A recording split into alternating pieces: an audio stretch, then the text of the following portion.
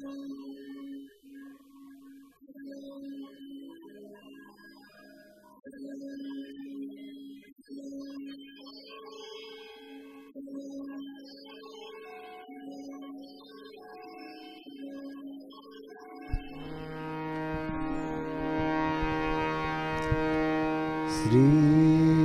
गणेशाय नमः। श्री सरस्वते नमः। श्री गुरुभ्यो नमः। जगद्गुरु नरेंद्राचार्य महाराज की जय। सद्गुरु काड सिद्धेश्वर महाराज की जय। संत शिरोमणि गजानन महाराज की जय। आद्य जगद्गुरु रामानंदाचार्य महाराज की जय। सियावल्लभ रामचंद्र की जय। गुरुर्ब्रह्मा गुरुर्विष्णू गुरुर्देव महेश्वरा गुरुर्साक्षात् परब्रह्म तस्मै श्री गुरवे नमः। सार्थ श्री ज्ञानेश्वरी अध्याय 3। स्वधर्म जो बापा तोची नित्य यज्ञ जाणपा म्हणून वर्तता तेथ पापा संचारो नाही। हा निज धर्म जय सांडे आणि कुकर्मी रती घडे तैची बंधू पडे संसारिक म्हणून स्वधर्मानुष्ठान ते अखंड यज्ञ याजन जो करी तया बंधन काहीच न घडे। हा लोक कर्मे बांधिला जे परतंत्रा भूत झाला तो नित्य यज्ञ ते चुकला म्हणून या। आता याची विषय पार्था तुझ सांगेन एक मी कथा जे सृष्टादी संस्था ब्रह्मणे केली पुंडलिक वरदे।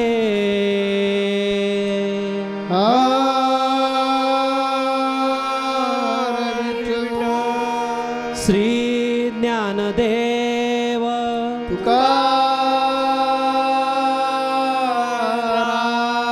पंढरीनाथ महाराज की जय। जगद्गुरु नरेंद्राचार्य महाराज की जय। परमपूज्य जगद्गुरुश्रींना वंदन करून पीठाचे उत्तराधिकारी श्री कानिफदादांना वंदन करून उपस्थित सर्वांना श्रीहृदय। बंधू भगिनींनो, गेल्या संतसंगातच आपण आपल्या माऊलींच्या श्रीमुखातून ऐकलं की कर्म हे करणं नितांत गरजेचं आहे। अर्जुन त्या ठिकाणी पुढे काय म्हणतोय आणि त्यावर भगवान श्रीकृष्ण काय सांगतात हे आपण आज ऐकणार आहोत। अर्जुनाने त्या ठिकाणी विचारलं की बाबा कर्म काच आणि कोणतं कशा प्रकारे। तेव्हा भगवान श्रीकृष्ण अर्जुनाला म्हणाले की बाबा रे, स्वधर्माचरण हे अत्यंत गरजेचं आहे। तुझा जो धर्म आहे, तुझा जे कर्तव्य आहे हे तुलाच पूर्ण करावं लागेल, त्याशिवाय तुझी सुटका नाही। या कर्मभूमीमध्ये तू जो उभा आहेस त्या ठिकाणी तिथून पळ काढणं हे शक्य नाही, हे पूर्णतः चुकीचं ठरेल। अर्जुना, जो स्वधर्म आहे तो पूर्ण करणं, त्याप्रमाणे आचरण करणं, त्यातच तुला मोक्ष मिळणार आहे। आपल्या माऊलींनीही गेल्या वेळेला हेच अतिशय विविध प्रकारे अतिशय सुंदररित्या आपल्या सर्वांना ठणकावून अतिशय चांगल्या पद्धतीने समजावून सांगितलं। या ठिकाणी श्री ज्ञानेश्वर माऊली म्हणतात की स्वधर्माचरणामध्येच जेव्हा आपण योग्य प्रकारे चालू तेव्हा तो स्वधर्मच आपल्याला मोक्षापर्यंत नेतो। ज्या पद्धतीने आपल्याला सांगितलं आहे त्याच वाटेने जर आपण गेलो तर निश्चितच भलेही थोडासा उशीर लागेल, पण आपण त्या ध्येयाप्रती, त्या ध्येयप्राप्तीपर्यंत निश्चितच पोचू. पण हेच जर तू आपलं कर्तव्य सोडून अमुक एक इच्छा धरून कुठल्या तरी चुकीच्या मार्गाने गेलास तर तुला काही त्या ध्येयापर्यंत पोचता येणार नाही. कितीही संकट आली, कितीही प्रलोभनं आली तरी तू त्यापासून यत्किंचितही फिरता कामा नये, तुझं मन दुसरीकडे वळता कामा नये. या ठिकाणी एक महत्त्वाचा आणि आपल्या सर्वांना ठाऊक असलेला दृष्टांत या ठिकाणी द्यावासा वाटतो, जो आपल्या माऊलींनी आपल्या श्रीलीलामृत या ग्रंथामध्ये आपल्याला दिलेला आहे. या भारतवर्षामध्ये शिबी राजा अतिशय श्रेष्ठ अशा राजा होऊन गेला. अतिशय गुणवान, अतिशय दानशूर, कीर्तिवान असा तो राजा. धर्मपरायण, स्वधर्माचं नितांत आचरण करणारा असा तो राजा. त्या राजाचे 99 यज्ञ पूर्ण झाले होते आणि 100वा यज्ञ त्यांनी सुरू केला होता. हा यज्ञ पूर्ण होता क्षणिकच त्याला कुठेतरी इंद्रपद प्राप्त होईल ही गोष्ट इंद्रदेवांच्या लक्षात आली आणि इंद्रदेवांनी तेव्हा एक युक्ती केली की आपण पाहूया, याची परीक्षा घेऊन पाहूया. स्वतः इंद्र त्या ठिकाणी कपोत म्हणजे कबूतर पक्षी बनला आणि अग्निदेवांना त्यांनी ससाण्याचं रूप धारण करायला सांगितलं. ज्या यज्ञ मंडपामध्ये त्या ठिकाणी जो यज्ञ चालू होता, 100वा यज्ञ चालू होता, त्याच ठिकाणी अचानकपणे तो कपोत अतिशय घाबराघुबरा पद्धतीने येऊन त्या शिबीराजाच्या जवळ येऊन बसला. पाठोपाठ काही क्षणातच तो ससाणा त्या ठिकाणी येऊन प्रकट झाला. ससाण्याला पाहून तो कपोत शिबीराजाच्या मांडीवर जाऊन बसला आणि त्याने शिबीराजांना प्राणांची भीक मागितली, त्या ठिकाणी अभय मागितलं. शिबीराजाने त्या कपोतकडे पाहिलं तर अतिशय घाबरलेला तो पक्षी अतिशय थरथरत होता. शिबीराजांना आपल्या धर्माची जाणीव होती. आपला जो धर्म आहे त्याच्यामध्ये सांगितलं होतं की भूतजया, प्राणी मात्रांवर प्रेम, हे आपल्या धर्माचं एक लक्षण, हे धर्माचं तत्त्व, हे आपला स्वधर्म आहे. आणि म्हणून त्यांनी कपोताला सांगितलं की बाबा रे, तू निश्चिंत राहा, तुला या ठिकाणी मी अभय देत आहे. आणि म्हणून कपोतला संरक्षणामध्ये घेतलं. ससाणा त्या ठिकाणी शिबीराजांना म्हणाला की हे राजन, आपण माझ्या भक्ष्याला संरक्षण दिलं आहात, कृपया ते माझ्या स्वाधीन करावं. गेले 3 दिवस झाले मी या ठिकाणी फिरतोय, मला उपास झालेत, मी अतिशय थकलेलो आहे, जर्जर झालेलो आहे, भुकेने व्याकुळ झालेलो आहे. तर हे भक्ष्य जे आहे, ज्याचा मी पाठलाग करत होतो, जे मला प्राप्त होणं गरजेचं आहे, ते तू माझ्या स्वाधीन कर. त्या ठिकाणी शिबीराजा म्हणाला की नाही, ते मला शरण आलं आहे. शरणागतास अभय देणं हे तत्त्व आहे आपल्या धर्माचं, आपल्या स्वधर्माचं. त्यामुळे ते पाळणं, ते आचरण करणं हे गरजेचं आहे. हे ऐकताच त्या ठिकाणी तो ससाना म्हणाला की राजन, मग तुझ्या धर्मात हे आहे का की एका भुकेलेल्या पक्षाला, एका भुकेलेल्या जीवाला असंच मरून देणं, असाच त्याचा जीव दावणू देणं, हे योग्य आहे का? हा तुझा धर्म सांगतो का? तेव्हा शिबीराजा म्हणाला की नाही, तुला मी असंच तुझा जीव दाऊ देणार नाही, तुला जे हवं आहे ते मी या ठिकाणी खायला देणार. आणि असं म्हणून प्रधानाला ते आज्ञा करतात की यांना योग्य असं मांस या ठिकाणी आणून द्या, यांच्या भक्ष्य, यांच्या क्षुधा तृप्तीसाठी, ह्या ससाणाच्या या ठिकाणी जी क्षुधा आहे, त्याचं जी भूक लागलेली आहे ते क्षमण्यासाठी त्यांना अन्न आणा. तो ससाणा म्हणतो की राजन, मला अन्य कुठल्या अन्नाची किंवा अन्य कुठल्याही गोष्टीची या ठिकाणी अपेक्षा नाही आहे. एकतर मला तो कपोतच दे, अन्यथा तो द्यायचाच नसेल तर तुझ्या शरीराचं त्याच वजनाचं मांस मला दे. शिबीराजा म्हणतो मान्य आहे. तराजू आणला जातो आणि त्या तराजूवर एका पारड्यामध्ये कपोतला, त्या कबुतराला ठेवलं जातं आणि दुसऱ्या पारड्यामध्ये शिबीराजा आपल्या मांडीचं मांस कापून तुकडे त्यामध्ये टाकत असतो.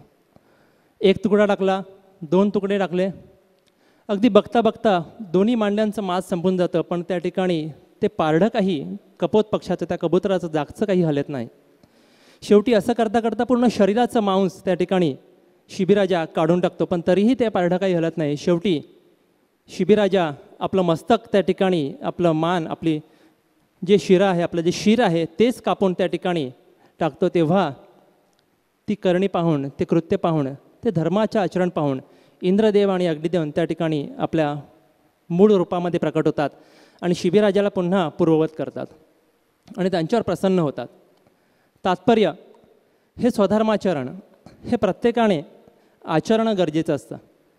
आपलं आचरण हे टाळून स्वधर्मचरण म्हणजे काय तिथे तर कपोत हे भक्ष्य आहे, ससाण्याची ती शिकार आहे. त्याने अथक प्रयत्नानं पाठलाग करून ती शिकार हस्तगत करायचा प्रयत्न केला आहे आणि ती राजा शिबीने अडवलेली आहे. का तर राजा शिबी म्हणतो तो माझा स्वधर्म आहे, जो मला शरण आला आहे तो, त्यामुळे त्याचं रक्षण करणे माझी जबाबदारी आहे, तर मी काय तुला तर देणार नाही. आणि कपोत म्हणजे ससाणा म्हणतो की ती माझी शिकार असल्यामुळे माझा अधिकार आहे. अर्जुना, अरे असंच आहे बाबा, हे सगळं असंच आहे. तू तुझं स्वधर्माचरण सोडू नकोस. युद्ध करणं हे तुझं काम आहे. तर युद्ध टाळायचा प्रयत्न करू नकोस. तुझा जो धर्म आहे हा धर्म काय की आता कुरुक्षेत्रावर तू क्षत्रिय म्हणून उभा आहेस, तुझ्याकडे गांडीव धनुष्य आहे, तू धनुर्धर आहेस, तर तुझी आजच्या घडीची जबाबदारी अशी आहे, त्यात पाप लागतंय की पुण्य लागतंय याचा विचार तू नाही करायचा. याला निष्काम कर्म म्हणतात आणि ते पुन्हा धर्माचंच काम आहे. तो स्वधर्माच आहे तुझा, तू तो पाळायचा धर्म आहे जो वेदाने सांगितलेला आहे. वेदाने असं सांगितलेलं आहे की जो योद्धा आहे त्या योद्ध्याचं कामच आहे लढाई करणं. वेदाने आपल्याला असं सांगितलेलं जो शरण आला त्याला अभय देणं हे आपलं काम आहे. वेदाने आपल्याला असं सांगितलं आहे की नेहमी खरं बोलावं. वेदाने असं आपल्याला सांगितलं आहे भुकेलेलं अन्न द्यावं, तहानलेलं पाणी द्यावं, आंधळ्याच्या हातातली काठी व्हावी, अबलांचं की अबाल माणूस जो असेल, अबला म्हणजे इथं स्त्रिया घेऊ नका, की ज्याच्या अंगामध्ये ताकद नाही, क्षमता नाही आहे, याचं रक्षण करणं हे सुदृढ माणसाचं काम आहे. असे विविध प्रकारचे स्वधर्म माणसानं आचरण केले पाहिजे. हा तुझा धर्म आहे असा मानव जातीला वेदांनी सांगितलेलं आहे. तेव्हा हे अर्जुना हे लक्षात घे की हे वेदप्रणीत कर्म आहे तुझं युद्ध करणं. त्यामुळे तो स्वधर्म समज आणि युद्धाला उभा राहा. पुढे श्रुद्या माऊली, भगवान श्रीकृष्ण अशाच प्रकारे पुढे अर्जुनाला सांगतात की हे पार्था, हे जे स्वधर्माचरण आहे हे काही आज मी नाही सांगत आहे. जेव्हा ह्या सृष्टीची निर्मिती झाली तेव्हाच सृष्टीकर्त्या ब्रह्माने हे निर्माण केलं. हे माझ्याच मार्फत माझ्याच आदेशाने हे निर्माण झालेलं आहे. त्यामुळे प्रत्येकाला आपापल्या वर्णाश्रमाप्रमाणे हे स्वधर्माचरण करणं गरजेचं आहे. आणि त्याप्रमाणे तुझंही स्वधर्माचरण जे आहे, जे युद्ध करणं गरजेचं आहे, हे धर्मयुद्ध जे करणं गरजेचं आहे ते तू करावंस ही माझी अपेक्षा आहे. याच्या व्यतिरिक्त जर तू म्हणशील की ज्याप्रमाणे मागे ऐकलंस आणि तू विचार केलास की बाबा मी ज्ञान मार्गाने जाईन किंवा अन्य मार्गाने जाईन, तर तशा पद्धतीने तुला तो मार्ग तितकासा योग्य नव्हे. कारण तू ज्या ठिकाणी उभा आहेस त्या ठिकाणी तुझं हे कर्म, हे युद्धच करणं हे गरजेचं आहे. आणि पहा ना, जर तू ह्या मार्गाने गेलास, जर तू ह्या तुझ्या कर्तव्यातून गेलास, तर निश्चितच हा कर्तव्य, हा स्वधर्माचरणच तुला एका कामधेनूप्रमाणे तुझ्या सर्व इच्छा किंवा तुझी इच्छित फल प्राप्त करून देतील. तुझं जे मोक्षापर्यंत जाण्याची इच्छा आहे ती त्याप्रमाणे पूर्ण होईल. जर तू ह्या धर्माचं रक्षण नाही केलंस, तू स्वधर्माचरण टाकलंस, तर तुझी निंदा ही प्रजाजन करतील. पण जर तू स्वधर्माचरण पाळशील, पूर्णतः त्याचं आचरण करशील, तर हीच जनता, हीच प्रजा अगदी ह्यानंतरचाही काळ तुला सदैव स्मरणात राहील. या ठिकाणी आपल्या सर्वांना अतिशय स्मरणीय असं एक विभूतींचं नाव या ठिकाणी घ्यावंसं वाटतं. आपल्या सर्वांच्या हृदयात ज्यांच्या नामस्मरणाने, त्यांच्या नावाने, त्यांचं नाव ऐकलं की अतिशय एक चेतना जागी होते, ते म्हणजे छत्रपती शिवराय. हिंदू धर्माचा नरसिंह असं ज्याला म्हटलं जातं, स्वधर्माचं रक्षण ज्यांनी केलं, श्रींची इच्छा म्हणून ज्यांनी स्वराज्याची स्थापना केली अशी छत्रपती शिवाजी, त्यांनी अगदी लहानपणापासूनच आपल्या आईवडिलांच्या संस्काराच्या मार्फत स्वधर्म म्हणजे काय, त्याचं रक्षण कसं करावं, त्याचं आचरण कसं करावं आणि त्यापासून विमुख कसं होऊ नये ह्याचं बाळकडूच त्यांना मिळालं होतं. आणि तेच संस्कार घेऊन ते पुढे स्वधर्माचरणाच्या अनुषंगाने त्याच मार्गाने पुढे चालू लागले. अगदी एक एक दिवस एक एक क्षण त्यांचा अतिशय विपरीत अशा संकटांमधून जायचा. ज्याप्रमाणे आपण ऐकतो की वेड्यात मराठी वीर दौडले जातं, हातामध्ये जीव घेऊन सदैव प्रत्येक क्षण कधीही युद्धाचा प्रसंग असायचा. अशा वेळेला छत्रपती शिवरायांनी ह्या स्वधर्माचं आचरण केलं, रक्षण केलं आणि म्हणूनच आज आपण आपल्या स्वधर्मामध्ये जगू पाहत आहोत, आपण जगू शकत आहोत. त्यांचं स्मरण आज आपण केलं. आपल्या प्रत्येकाला माहिती आहे की शिवाजींचं जे स्मरण आहे, त्यांचं जे कर्तृत्व आहे ते आजही अमर आहे आणि त्यांचंच गुण, त्यांचंच कर्तृत्व, त्यांचंच धर्माचरण, ज्याप्रमाणे आपण म्हणतो की शुद्ध बीजापोटी फळे रसाळ गोमटी, त्यांचं सुपुत्र छत्रपतीचे सुपुत्र संभाजीराजे, त्यांनीही स्वधर्मारक्षणासाठी स्वधर्माचरणामध्ये जराही कर्तव्यता, त्या कर्तव्यामध्ये कसूरता येऊ दिली नाही. मोगलांनी जेव्हा त्यांना छळवादाने ताब्यात घेतलं, त्यांना कैदेमध्ये घेतलं, विविध प्रलोभना दिली, विविध आमिषं दिली, पण त्या ठिकाणी संभाजीराजे किंचितही डगमगले नाहीत. त्यांच्या शरीराचे अतोनात हाल करण्यात आले. अगदी जिव्हा म्हणजे जीभ छाटण्यात आली, त्वचा सोलण्यात आली, डोळे त्या ठिकाणी फोडण्यात आले, शरीरामध्ये प्रचंड तलवारींचा भाल्यांनी त्या ठिकाणी आरपार असे छेद करण्यात आले. असह्य यातना, असह्य पीडा त्या ठिकाणी देण्यात आल्या. पण छत्रपती संभाजीराजे आणि कवी कलश यांनी कुठेही स्वधर्माचरण सोडलं नाही. आपल्या धर्मापासून ते विमुख झाले नाहीत आणि म्हणूनच आज आपल्या प्रत्येकांच्या हृदयामध्ये त्यांचं स्मरण हे अतिशय खूप आदरणीय असं आहे. आज ते आपल्यामध्येही अमर आहेत. त्यांचं कर्तृत्व, त्यांची कृती एक कर्मयोगाप्रमाणे आहे. भगवान श्रीकृष्णही त्या ठिकाणी अर्जुनाला तेच सांगतात की अर्जुना, कुठलीही इच्छा न धरता, अमुक एका फळाची अपेक्षा न धरता तू आपलं कर्तव्य कर, आपलं कर्म कर, कर्मयोगी ह्या पद्धतीने तू बन, हे मला अपेक्षित आहे. तू माझा शिष्य आहेस, माझा सखा आहेस. मी तुला या ठिकाणी हेच सांगतोय की तुझं कर्म, तुझं कर्तव्य हे तू करणं गरजेचं आहे. यापासून कुठेही पळवाट घेऊ नकोस. भले समोर कोणीही असोत, कितीही प्रसंग असोत, पण तुझं कर्तव्य, तुझं स्वधर्माचरण हे तू सोडू नकोस. आणि त्या पद्धतीने जेव्हा तू ह्या स्वधर्माचरणामध्ये रत होशील, पूर्णतः तुझं कार्य करशील, भविष्यात हा संपूर्ण भारतवर्ष तुला निश्चितच एक आदर्श म्हणून पाहेल.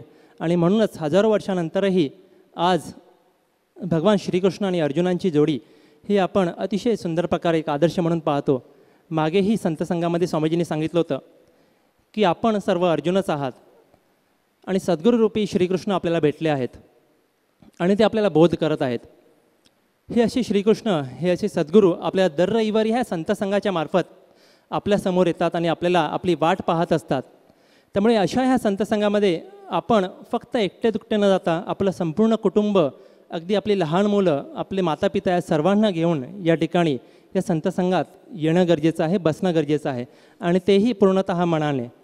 आणि ह्या श्रीकृष्णरूपी, ह्या सद्गुरूरूपी श्रीकृष्णाच्या मार्फत, त्या सद्गुरूंच्या, त्या भगवंताच्या मार्फत येणारा जो बोध आहे तो आपण जाणून तो आचरणात आणण्याचा प्रयत्न करणं गरजेचं आहे. या विज्ञान युगामध्ये, ह्या सध्याच्या स्पर्धाच्या युगामध्ये विविध प्रलोभनं आपल्यासमोर येतील, विविध स्पर्धा, विविध लोभ आपल्यासमोर येतील, पण त्या कुठल्याही गोष्टीमध्ये न अडकता आपलं मूळ जे कर्तव्य आहे, आपल्याला जे अपेक्षित कर्तव्य आहे त्याच्यावर तू चाल आणि त्या धर्माप्रमाणे, आपल्या स्वधर्माप्रमाणे, योग्य अशा कर्माप्रमाणे, आपल्या धर्माला, आपल्या शास्त्राला जे अपेक्षित आहे त्या पद्धतीने जर आपण कर्म केलं तर आपण निश्चितच मोक्षाप्रत पोचू. अशा पद्धतीने आपण ह्या सद्गुरूंच्या मार्फत आपल्याला जो बोध होतो तो आपण आपल्या आचरणात आणणं गरजेचं आहे. भगवान श्रीकृष्ण पुढे जे सांगतायत ते ज्ञानेश्वर माऊलींनी या ठिकाणी अशा प्रकारे सांगितलं आहे की हे पार्था, जेव्हा तू अशा प्रकारे स्वधर्माचरण करशील, स्वधर्मात सांगितल्याप्रमाणे तू आपल्या ह्या देवतांचं पूजन करशील, त्यांना प्रसन्न करशील, तेव्हा काय होईल की ती देवताही तुझ्यावर प्रसन्न होतील. स्वधर्मात सांगितल्याप्रमाणे ते पूजन केल्याने, ती भक्ती केल्याने, ते आचरण केल्याने आणि तुझं कर्म केल्याने ती देवता, आपल्या ज्या समस्त देवता आहेत त्या प्रसन्न होऊन तुला अपेक्षित असं किंवा या कर्माला अपेक्षित असं योग्य असं फळ देतील. जी तू इच्छा धरशील म्हणी, जी योग्य अशी इच्छा धरशील ती निश्चितच पूर्ण होईल. तुला वाचासिद्धी प्राप्त होईल. तुझ्या मुखातून जे निघेल ते पूर्ण होईल. तू अध्यापक होशील, व्यवस्थापक होशील, अनेक पद्धतीचं सत्कार्य तुझ्याकडून होईल. थोडक्यात भगवान कृष्णानं लाडीगोडी सुद्धा लावायचा प्रयत्न केलेला आहे अर्जुनाला. आणि अर्जुनाला भगवान कृष्ण सांगतात की हे बघ अर्जुना, पाण्यात असणारा मासा आहे ना, त्याला पाण्याच्या बाहेर काढला तो तात्काळ मृत्यू पावतो. तसं स्वधर्म त्यागणारा जो माणूस आहे, तो स्वधर्म त्यागणारा माणूस काही क्षणार्धात, काही कालावधीत या भवसागराच्या पसाऱ्यामधून कधी नाहीसा होईल तो कळणारही नाही. आता यांनी अतिशय सुंदर उदाहरण दिलं संभाजीराजांचं. संभाजीराजांना मोगलांनी अटक केलं. संभाजीराजे मोगलांच्या कचाट्यात सापडले. संभाजीराजांनी जर ठरवलं असतं तर ते आपला प्राण स्वतःचा सोडवून घेऊ शकले असते, परंतु नाही, की मी हिंदू आहे आणि हिंदू म्हणूनच जगणार. म्हणून संभाजीराजांनी राजाला उत्तर काय दिलं, औरंगजेबाला उत्तर काय दिलं, हे बादशाह, तुझी मुलगी जरी मला द्यायचा प्रयत्न तू केलास आणि जावई करून घेण्याचा मला जरी प्रयत्न केला तरी कदापि शक्य नाही धर्म बदलणं. कारण औरंगजेबाकडून त्याला सांगण्यात, संभाजीराजांना सांगण्यात येत होतं की तू धर्म बदल, मग तुला सोडतो. पण संभाजीराजे म्हणाले प्राण गेला तरी हरकत नाही, एवढंच काय, तुझी मुलगी मला जरी दिलीस तरीसुद्धा मी माझा धर्म सोडणार नाही, माझा धर्म माझ्यासाठी प्रिय आहे. हे थोडक्यात काय, स्वधर्म म्हणजे काय तर कर्तव्यनिष्ठ. माझं कर्तव्य काय की ज्या धर्मामध्ये मी जन्माला आलो, हिंदू मुस्लिम ख्रिश्चन कुठल्या धर्मामध्ये मी आला असेल, त्या धर्मामध्ये राहून त्या धर्माने सांगितलेले जे काय अनुकरण आहे ते करणं, त्या धर्माने सांगितलेल्या पद्धतीनं अनुकरण करून पुढे जात राहणे, हा माझा स्वधर्म आहे. मग संभाजीराजांचे इतके छळ झाले, त्यांनी सांगितलं कशा प्रकारे, म्हणजे एक दिवशी जिभा कापली, जीभ छाटून टाकली तरी नाही हटले. संभाजीराजांचा जेवढा छळ झाला एवढा इतिहासात मला वाटतं कुणाचा छळ झाला नसेल. संभाजीराजांचा दररोज एक एक अवयव तोडला जात होता, एकाच दिवशी ठार मारून टाकलं नाही. म्हणजे हे घ्यायचे लोखंडाची शीख, ती तापवायची, लाल बुंद करायचे आणि डोळ्यात घालायचे. ऐकताना सुद्धा किती शहारे येतात. मग तो माणूस किती निगरगट्ट असेल याचा विचार करा. एक एक अवयव दररोज तोडून टाकत होते, छाटून टाकत होते शरीरापासून. किती मरणोप्राय यातना भोगाव्या लागत होते असतील याचा विचार करा. तरी त्यांनी हू की चू नाही म्हणाले. जसं एखाद्या झाडाची आपण साल काढतो तशी शरीरावरची चामडी संभाजीराजांची सोलून काढली, तरीसुद्धा नाही म्हणाले. ज्याला म्हणतात मनोनिग्रह. तेव्हा अर्जुना, तुला मनोनिग्रह करणं अत्यंत आवश्यक आहे, तरच तू स्वधर्मापासून विचलित होणार नाहीस. आपण ह्याच्यातून काय शिकायचं नेमकं, तर आपण हेच शिकायचं आहे की जन्मोजन्मी आम्ही बहुपुण्य केले. तुकोबाराय म्हणतात जन्मोजन्मी आम्ही बहुपुण्य केले, तेव्हा विठ्ठले कृपा केली आणि म्हणून मग आमची एकमेकांची गाठभेट झाली. तसं आपण या संत संघात येतो याचा अर्थच असा आहे की मागच्या जन्माचं काहीतरी आपला जगद्गुरू नरेंद्राचार्य महाराजांशी ऋणानुबंध आहे, म्हणून आपण एकमेकांचे गुरु शिष्य झालेलो आहोत किंवा देवभक्त झालेले आहोत. आणि त्यामुळे आता परत फिरणे नाही, ते सांगतील त्या पद्धतीनं पुढे जात राहणे. एवढे लोक आहेत, त्यापैकी मीच एकटा का ह्यांचा शिष्य झालो किंवा ह्यांचा भक्त झालो, हे मनाशी ठरवलं पाहिजे.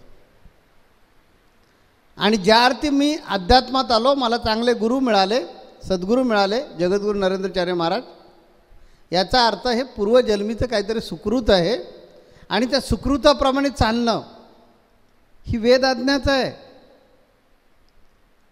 त्यांनी सांगितलेलं मार्गाने चालणं, त्यांनी कुठे सांगितलं आपल्याला संसार सोडायला?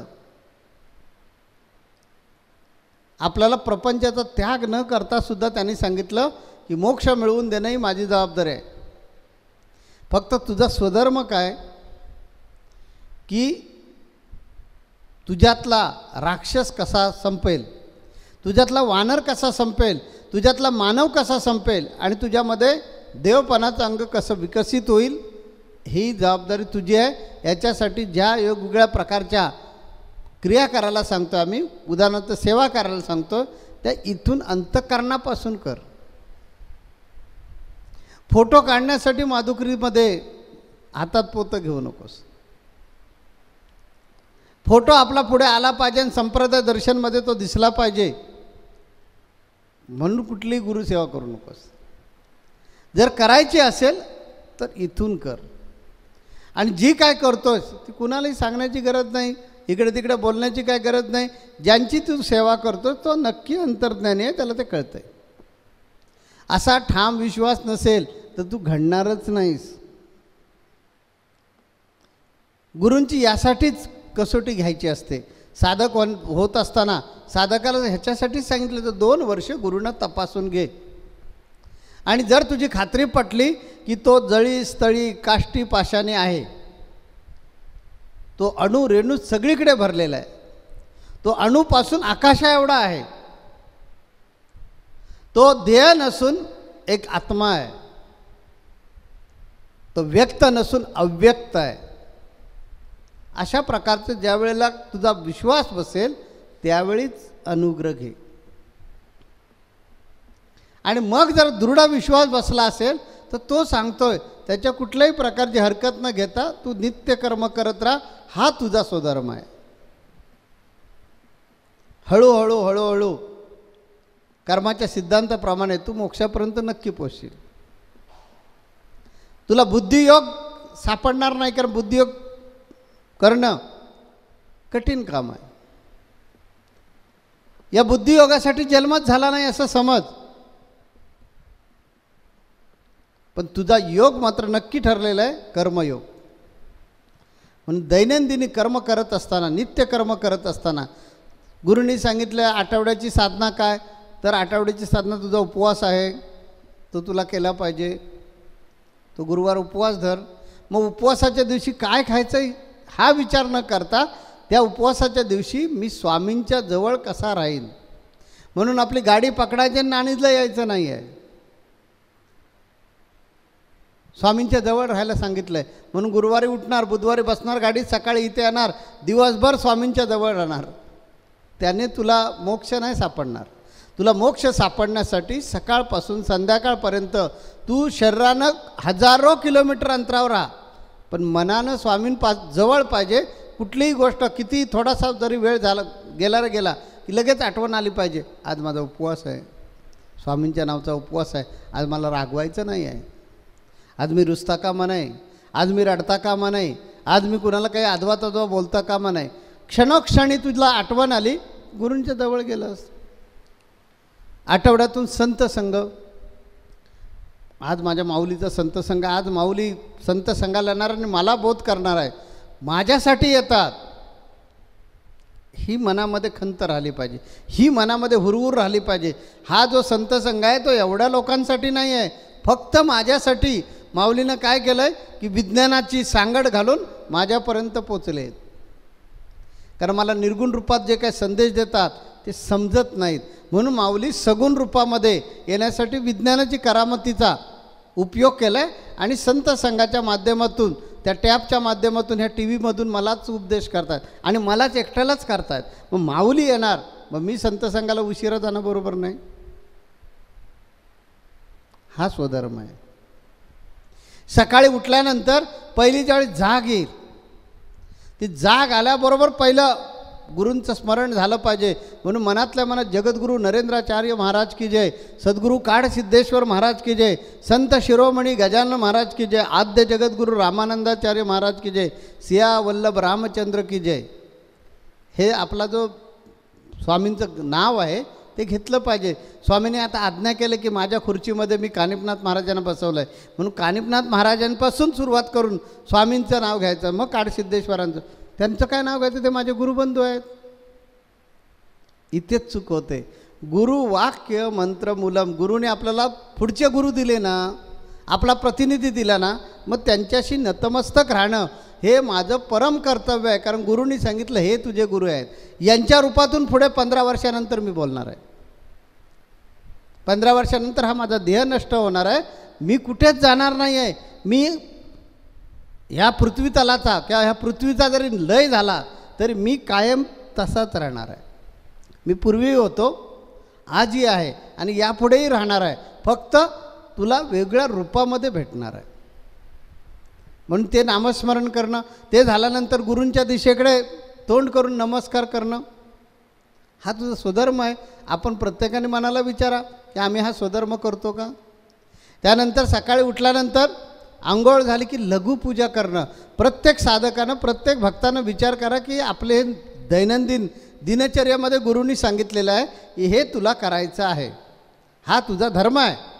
किती जणांच्या हाताला लाल आहे. जर आपण दररोज कपाळाला अष्टगंध लावत असू तर ते पाण्यामध्ये भिजवायचं आहे आणि ते कपाळाला लावायचं आहे. आपण ते असंच लावलं त्याला काहीच अर्थ नाही. गुरूंनी सांगितले पाण्यामध्ये भिजव, डाव्या हातामध्ये गोल गोल कर असं आणि इथे लाव. काहीतरी त्याचा उद्देश असेल ना. हे उगाळत असताना गुरूंचं नामस्मरण होणार आहे.